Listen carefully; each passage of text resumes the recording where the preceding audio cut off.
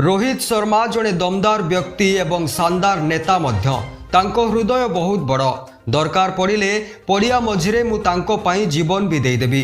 हाँ दर्शक बंधु, भारतीय दलर अधिनायक रोहित शर्मा विषय में एमिति किछि कहिसंती टीम इंडिया दिग्गज स्पिनर रविचंद्रन अश्विन।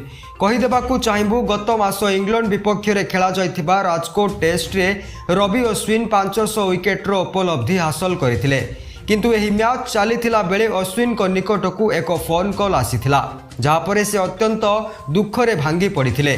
ठीक एतिकी बेले तांकू साहाज्यर हाथ बढ़ाइथिले भारतीय दलर टेस्ट स्पेशलिस्ट चेतेश्वर पुजारा एवं अधिनायक रोहित शर्मा। प्रकृत कथा है राजकोट रे खेला जाइथिबा इंग्लैंड विपक्ष तृतीय टेस्ट चलीथिला बेले रविचंद्रन अश्विन खबर पाइथिले जे तांको मां को देह भीषण खराब अछि एवं तांकू तुरंत जीवा पाई पड़िबो।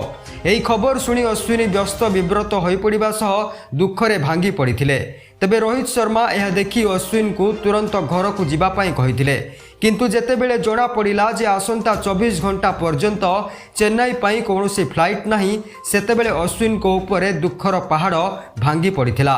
यापरे रोहित शर्मा तुरंत चेतेश्वर पुजारा को फोन करथिले एवं उभय अश्विन को पाई एक चार्टर्ड प्लेन रो व्यवस्था करथिले, जाफल अश्विन चेन्नई रे जल्दी पहुंची मां को स्वास्थ्य अवस्था बुझीथिले। तेबे आपण जदि रोहित शर्मा एवं चेतेश्वर पुजारांकर एही हृदयस्पर्शी कार्य को पसंद करुथांती ताहले एही वीडियो को गोटे लाइक करी चैनल को सब्सक्राइब कर दियंतु। यापरे अश्विन मैच को फेरी तांको क्यारियर रो 500 विकेट हासिल करथिले। एहीपरि प्रतिदिन ओडिया रे क्रिकेट न्यूज जानिबा पई वीडियो को लाइक एवं चैनल को सब्सक्राइब करंतु।